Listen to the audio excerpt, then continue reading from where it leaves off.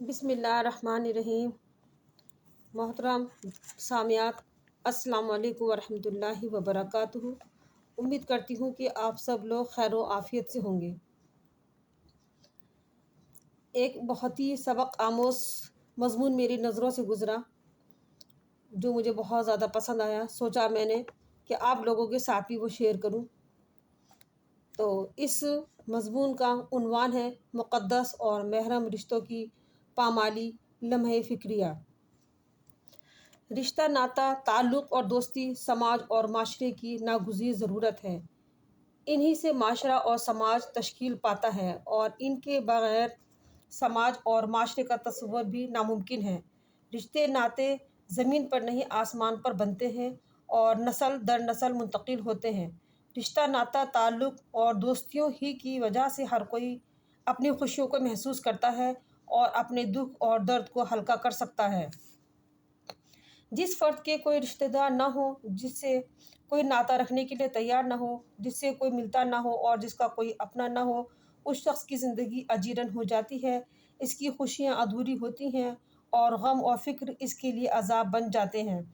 حقیقت میں ایسا شخص بد نصیب کہلاتا ہے، برخلاف اس کے وہ شخص بڑا خوش نصیب مانا جاتا ہے جس کے رشتے اور ناطے کئی خاندانوں سے جڑے ہوتے ہیں، کئی لوگ اس سے تعلق خاطر رکھتے ہیں اور اس کی خوشیوں کو دوبالا کرنے والے نیز دکھ درد کو بانٹنے والے ہمیشہ موجود رہتے ہیں۔ رشتوں اور نعتوں کا تعلق جب تک شریعت اور اخلاق کے حدود اور قیود میں ہوتا ہے، رشتے اور نعتوں میں محبت، خلوص، ہمدردی اور تعاون اور تعلق خاطر باقی رہتا ہے۔ لیکن جب رشتوں اور نعتوں کے درمیان شریعت اور اخلاق کی پاسداری ختم ہو جاتی ہے اور حدود اور قیود کو پس پشت ڈال دیا جاتا ہے تو یہی رشتے ناتے بدگمانی، حسد، جلن اور دشمنی میں تبدیل ہو جاتے ہیں، جس کی وجہ سے نہ صرف تعلقات اور روابط میں درار پیدا ہو جاتی ہے بلکہ آپس میں لڑائی جھگڑے اور فتنہ و فساد کی بھی نوبت آ جاتی ہے۔ خاندان اجڑ جاتے ہیں، خونی رشتے بھی ختم کر دیے جاتے ہیں، دوستیوں کو بھی منہ کی کھانی پڑتی ہے، حتیٰ کہ معاشرہ اور سماج میں رسوائی اور بدنامی بھی ہاتھ آتی ہے۔ اسی لیے خالق کائنات نے رشتوں اور نعتوں کو بے لگام نہیں چھوڑا کہ جس طرح چاہیں جیسے چاہیں تعلق رکھیں اور جب چاہیں ترک کر دیں۔ یوں تو ہر قسم کے رشتے اور ناطے کے تعلق سے اسلام نے احکام اور ہدایات دی ہیں، لیکن بالخصوص خونی رشتوں اور ایسے تعلقات جو کہ خاندانوں کی جزء لا ینفک ہوتے ہیں، ان کے متعلق صحیح رہنمائی فرمائی ہے۔ اسلام نے رشتے اور نعتوں کو محرم اور نامحرم کی شکل میں تقسیم کیا ہے۔ پہلی قسم محرم رشتوں کی ہے کہ وہ رشتہ دار جن کا آپس میں نکاح حرام ہے، اور دوسری قسم نامحرم رشتوں کی ہے کہ وہ رشتہ دار جن کا آپس میں نکاح جائز ہے۔ رشتوں اور نعتوں کی یہ تقسیم بے وجہ نہیں ہے بلکہ اس قسم کے پیچھے ایک بڑی حکمت اور افادیت پوشیدہ ہے۔ چنانچہ اللہ تعالیٰ نے فرمایا ہے کہ تم پر حرام کی گئی تمہاری مائیں، بیٹیاں، پھوپھیاں، خالائیں، بھتیجیاں، بھانجیاں اور تمہاری وہ مائیں جنہوں نے تم کو دودھ پلایا ہے اور تمہاری دودھ شریک بہنیں اور تمہاری بیویوں کی مائیں اور تمہاری بیویوں کی لڑکیاں جنہوں نے تمہاری گودوں میں پرورش پائی ہے۔ ان بیویوں کی لڑکیاں جن سے تمہارا تعلق زن و شوہر کا ہو چکا ہے، ورنہ اگر صرف نکاح ہوا ہو اور تعلق زن اور شوہر کا نہ ہوا ہو تو انہیں چھوڑ کر ان کی لڑکیوں سے نکاح کر لینے میں تم پر کوئی مواخذہ نہیں ہے۔ اور تمہارے لیے ان بیٹوں کی بیویاں جو تمہارے صلب سے ہیں، اور یہ بھی تم پر حرام کیا گیا ہے کہ ایک نکاح میں دو بہنوں کو جمع کرو، مگر جو پہلے ہو گیا سو ہو گیا، اللہ بخشنے والا اور رحم کرنے والا ہے۔ اور وہ عورتیں بھی تم پر حرام ہیں جو کسی دوسرے کے نکاح میں ہوں، البتہ ایسی عورتیں اس سے مستثنیٰ ہیں جو جنگ میں تمہارے ہاتھ آئیں، یہ اللہ کا قانون ہے جس کی پابندی تم پر لازم کر دی گئی ہے۔ ان واضح احکامات کے باوجود مسلم معاشرے میں وقوع پذیر حالات واقعات نے جس میں محرم رشتوں کے تقدس کو پامال کیا گیا اور ظلم و بربریت کا مظاہرہ کیا گیا، سارے سماج کو ہلا کر رکھ دیا ہے۔ مختلف زاویے نگاہ رکھنے والوں کی طرف سے مختلف رائوں کا اظہار اور پھر اغیار کی طرف سے یونیفارم سول کوڈ کا مطالبہ مسلم علماؤں اور رہنماؤں اور دانشوروں کے لیے لمحہ فکریہ بن گیا ہے۔ مسلم معاشرے کو اسلامی خطوط کی روشنی میں پروان چڑھانا اور احکام شریعت سے ہر مسلمان کو آگاہ کرنا وقت کا اولین تقاضا بن چکا ہے۔ اس سلسلے میں درج ذیل اقدامات وقت کی اہم ضرورت بن چکے ہیں۔ نمبر 1، سب سے پہلے چیز علم کی روشنی ہے، جس سے ہر کس و ناقص کو منور کرنے کی ضرورت ہے۔ بیشتر واقعات جہالت، دینی علم کی کمی اور بے لگام معاشرے کا اثر قبول کر لینے کی وجہ سے رونما ہو رہے ہیں۔ شہری علاقوں کے مقابلے میں دیہات اور گاؤں میں علم کے دیے روشن کرنے کی شدید ضرورت ہے۔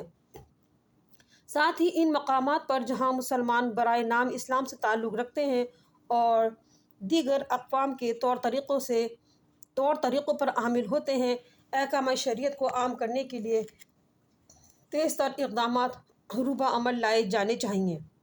نمبر 2، دوسری اہم ضرورت زندگی بعد موت، جواب دہی کا تصور اور جزا و سزا کے نظریے کو نبی صلی اللہ علیہ وسلم کی ہدایت کے مطابق لڑکیوں کا نکاح بلوغت کے فوری بعد انجام دینا، بیوہ اور مطلقہ خاتون کی دوسری شادی کی طرف توجہ دینا، بیوی کے انتقال پر مردوں کو شادی کی طرف متوجہ کرنا معاشرہ اور سماج کو پاک دامن رکھنے کے لیے نہایت ضروری ہے۔ معاشرے کی رنگینیوں اور بے راہ روی نے بوڑھوں کو بھی جوانی کی سرحد پر لا کھڑا کیا ہے، اور حال کے شرمناک واقعات اس کا ثبوت پیش کرتے ہیں۔ اس لیے تنہائیوں اور جنسی خواہش کو پاٹنے کی طرف بھی معاشرے کو توجہ دینی چاہیے، خاص کر جن کی بیویاں مستقل بیمار رہتی ہوں۔ نمبر 4، ستر پوشی اور ساتر لباس کو عام کرنے پر بھی غیر معمولی توجہ کی ضرورت ہے۔ فیشن پرستی، مغربی معاشرہ اور فلمی ہستیوں کی تقلید میں مسلم خواتین غیر ساتر، مردانہ اور بھڑکیلے وضاقتہ کے لباس کو بڑی تیزی سے اپنا رہی ہیں، اور افسوس کہ مردانہ لباس اختیار کرنے کے لیے مختلف توجیہات بھی کی جانے لگی ہیں، اور دیندار طبقہ بھی اس کمزوری کا شکار ہونے لگا ہے۔ اس فتنے کے سدباب کی بھی ضرورت ہے تاکہ غیر ساتر اور بھڑکیلے لباس کے فتنوں کا سدباب کیا جا سکے۔ نمبر 5، عرب معاشرے میں مشترکہ خاندان کو پسند نہیں کیا جاتا، جبکہ ہندوستانی معاشرے میں اس کو قدر کی نگاہ سے دیکھا جاتا ہے۔ بدلتے ماحول اور ٹی وی اور فلم کے ذریعے پھیلنے والے عریانی اور فحاشی کے سیلاب کے برے اثرات سے معاشرے کو بچانے کے لیے مشترکہ خاندان کو ناگزیر حالت ہی میں قبول کرنے کی طرف شعور بیدار کرنے کی ضرورت ہے، تاکہ فتنوں کے اسباب پر ہی بند باندھا جا سکے۔ نمبر 6، لڑکیوں کو علم اور ہنر سے آراستہ کرنا موجودہ بدلتے معاشرے میں ناگزیر بن گیا ہے۔ علم اور ہنر سے آراستہ و پیراستہ لڑکی ہی ظلم و زیادتی اور ناروا سلوک کے خلاف آواز بلند کر سکتی ہے، اور مجبوری اور بے سہارا ہونے کے خوف سے آزاد ہوتی ہے۔ ہر قسم کے فتنوں اور زیادتیوں کی روک تھام کے لیے ضروری ہے کہ لڑکیاں ہمت اور استقلال اور مردی کے ساتھ آگے بڑھیں۔ نمبر 7، فلموں اور ٹی وی سیریلوں کے بنانے اور دیکھنے پر سخت کنٹرول کی ضرورت ہے۔ فی زمانہ ذرائع ابلاغ مثبت اور تعمیری رول ادا کرنے کے بجائے عریانی، فحاشی، ناجائز تعلقات اور رشتوں کو پروان چڑھانے نیز نت نئے جرائم کے انداز سکھانے کا ذریعہ بن گئے ہیں۔ حکومت وقت اور سینسر بورڈ ذرائع ابلاغ کی مندرجہ بالا کوششیں کی جائیں تو معاشرہ اور سماج کی تبدیلی کوئی انہونی بات نہ ہوگی، لیکن جب تک فرد اس سلسلے میں فکر مند نہ ہوں اور اپنے کردار میں تبدیلی نہ لائیں، کسی قسم کی خیر کی توقع فضول ہوگی۔ اسی لیے اسلام نے فرد کو خاص اہمیت دی ہے اور مرد عورت دونوں کو ضروری ہدایت سے نوازا ہے۔ عورتوں کو ہدایت دی گئی ہے، اور اے نبی صلی اللہ علیہ وسلم، مومن عورتوں سے کہہ دیجئے کہ اپنی نگاہیں نیچے رکھیں اور اپنی شرمگاہوں کی حفاظت کریں، اور اپنا بناؤ سنگھار نہ دکھائیں بجو اس کے جو خود بخود ظاہر ہو جائے، اور اپنے سینوں پر اپنی اوڑھنیوں کے آنچل ڈالے رہیں اور اپنا بناؤ سنگھار نہ ظاہر کریں۔ یہ سورہ نور کی آیت ہے۔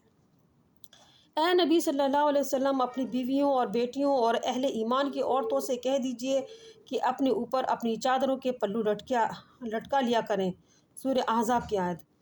اور اگر تم اللہ سے ڈرنے والی ہو تو دبی زبان سے بات نہ کیا کرو کہ دل کی خرابی کا مبتلا کوئی شخص لالچ میں پڑ جائے، بلکہ صاف سیدھی بات کرو، اپنے گھروں میں ٹک کر رہو اور سابق دور جاہلیت کی طرح سج دھج کر نہ دکھاتی پھرو۔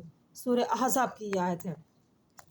نبی کریم صلی اللہ علیہ وسلم نے مزید وضاحت کے ساتھ ارشاد فرمایا، جو عورتیں لباس پہن کر بھی عریاں رہتی ہیں، خود بھی حق سے ہٹی رہتی ہیں اور خاوند اور دوسروں کو بھی حق سے ہٹاتی ہیں، یا خود دوسروں پر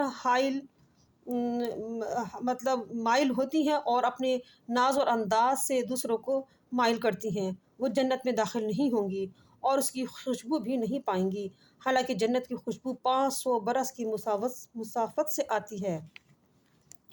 یہ موطا کی حدیث تھی۔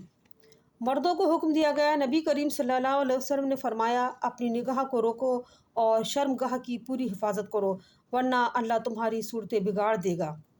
جس نے زنا کیا یا شراب یا چوری کی، اس نے اسلام کی رسی اپنی گردن سے نکال دی۔ یہ سورہ نساء کی حدیث شریف تھی۔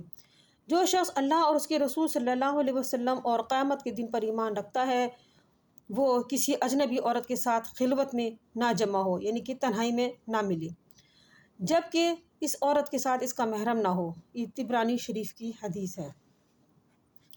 مرد عورت کو خصوصی احکام ہی پر اسلام نے اکتفا نہیں کیا، بلکہ معاشرہ اور سماج کو خبردار کیا اور بتلایا کہ بے راہ روی کے نتائج سماج اور معاشرے کو کیسے بھگتنے پڑتے ہیں۔ اللہ تعالی ہم سب کو قرآن اور حدیث کی تمام احکامات پر عمل کرنے کی توفیق عطا فرمائے اور ہمارے معاشرے سے بے حیائی کو دور فرمائے۔ اللہ تعالی ہم سب کو نیک راہ پہ چلائے، آمین ثم آمین۔ السلام علیکم ورحمۃ اللہ وبرکاتہ۔